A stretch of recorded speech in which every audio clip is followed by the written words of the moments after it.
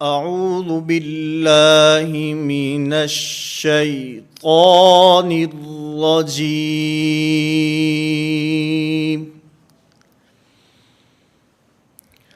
بسم اللہ الرحمن الرحیم۔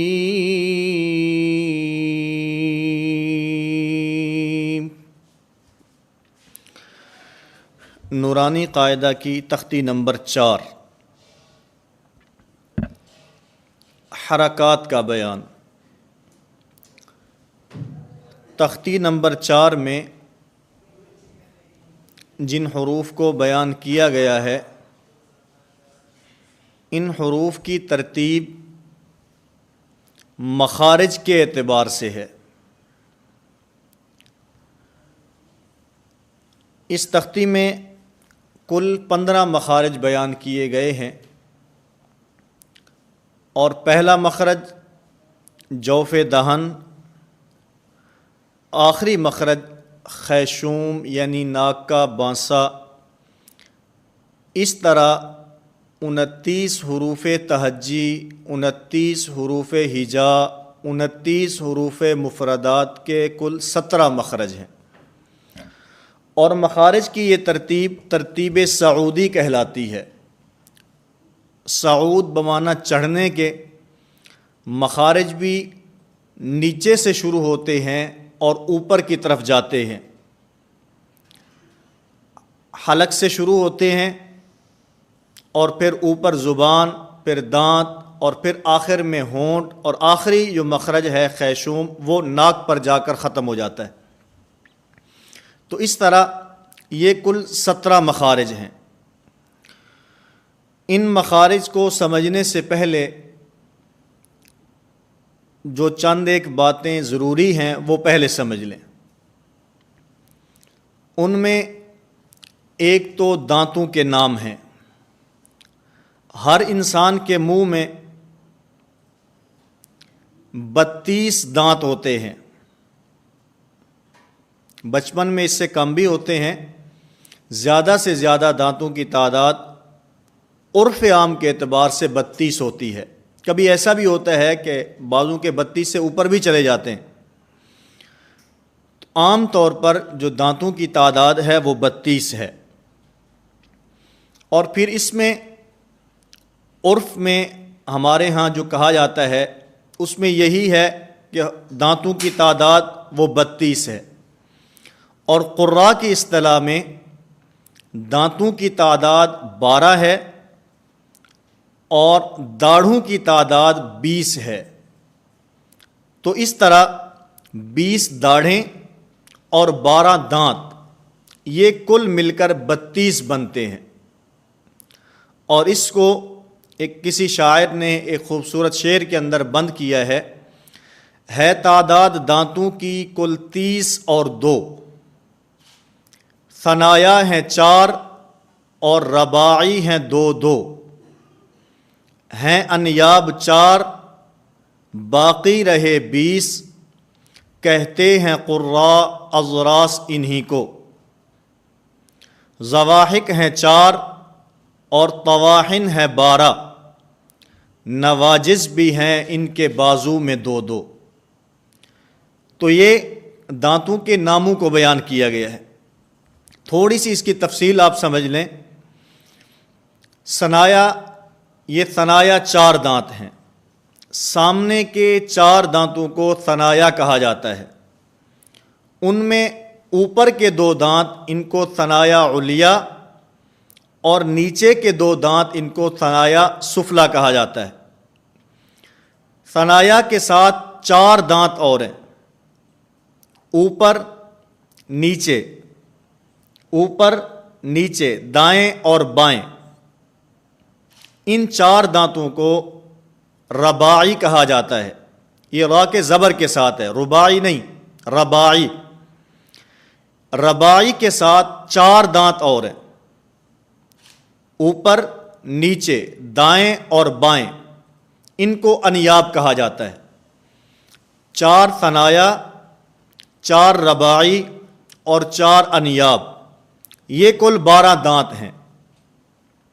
اس کے بعد 4 دانت اور ہیں اسی ترتیب پر، اوپر، نیچے، دائیں اور بائیں، ان 4 کو ضواحک کہا جاتا ہے، اور یہاں سے داڑیں شروع ہو جاتی ہیں۔ پھر اس کے ساتھ 12 دانت اور ہیں، اوپر، نیچے، دائیں اور بائیں، 3 دانت، ان کو طواحن کہا جاتا ہے۔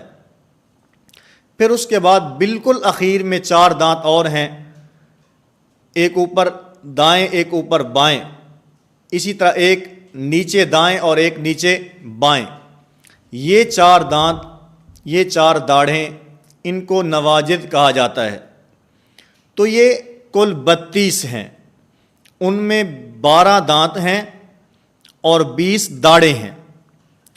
اسی طرح زبان کے مختلف حصے ہیں، ان میں زبان کا ایک حصہ، اس کو رأس لسان کہا جاتا ہے، اصل لسان کہا جاتا ہے، زبان کی جو جڑ ہے، زبان کی جڑ۔ اسی طرح زبان کا ایک حصہ جس کو وسط لسان کہا جاتا ہے، زبان کا درمیان، زبان کا بیچ۔ اسی طرح زبان کا بغلی کنارہ، زبان کی کروٹ جو 5 داڑھوں کے مقابلے میں آتی ہے، نواجذ، آگے 3 طواحن اور ایک ضواحک، اس حصے کو حافہ لسان کہا جاتا ہے۔ پھر اس کے بعد زبان کا وہ کنارہ جو 12 دانتوں کے مقابلے میں آتا ہے، یہ جو گولائی میں زبان کا حصہ ہے، اس میں انیاب، رباعی اور ثنایا، ان 12 دانتوں کے مقابلے میں زبان کا جو حصہ آتا ہے، اس زبان کے حصے کو طرف لسان کہتے ہیں۔ اسی طرح ظہر لسان، زبان کی پشت، جو زبان کا اوپر والا حصہ ہے، بطن لسان، زبان کا پیٹ جو زبان کا نیچے والا حصہ ہے، اسی طرح نوک زبان، زبان کا وہ حصہ جو صرف ثنایا کے مقابلے میں آتا ہے۔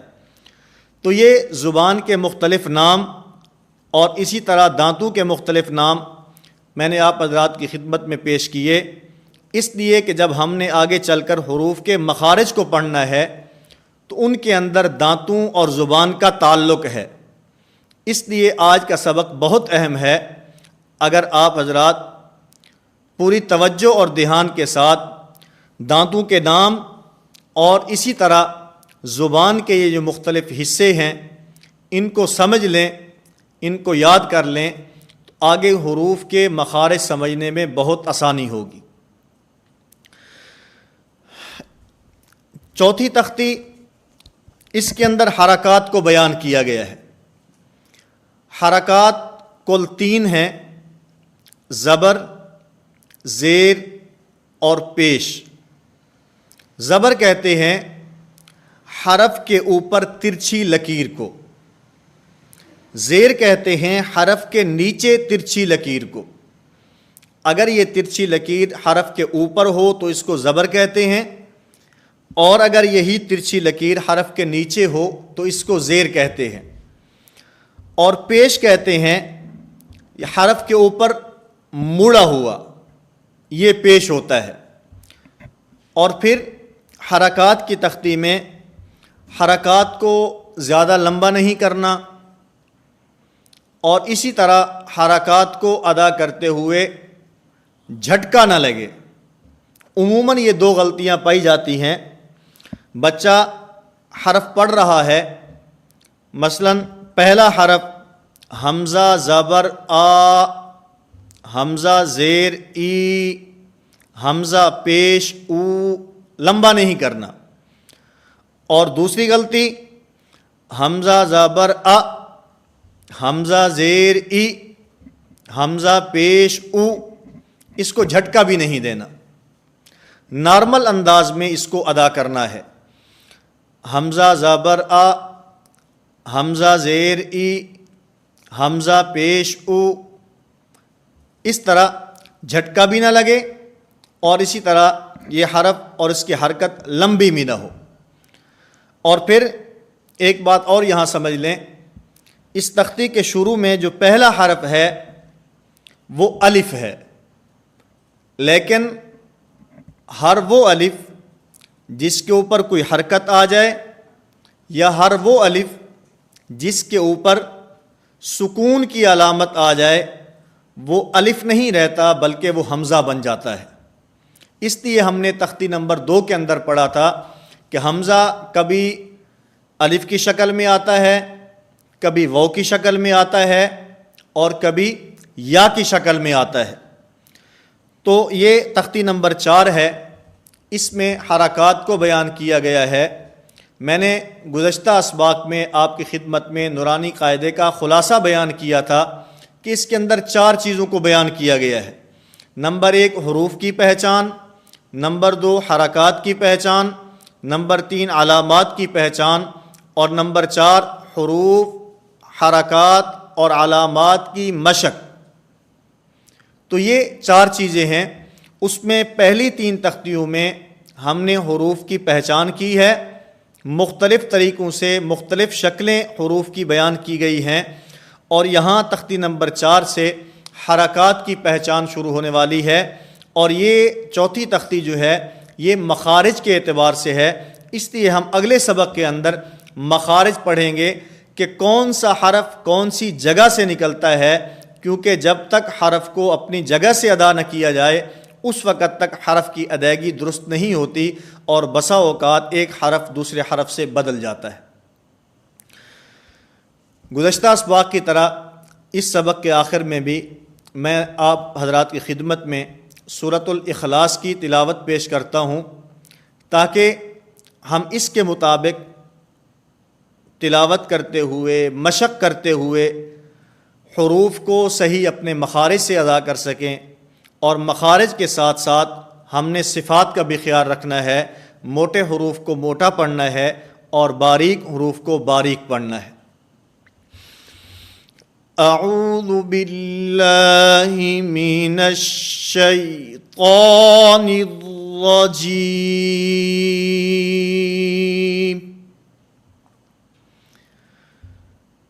بسم اللہ الرحمن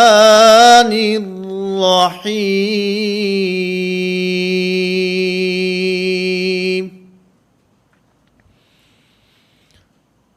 قل هو اللہ احد اللہ الصمد لم یلد ولم یولد ولم یکن له کفوا احد، صدق اللہ العظیم۔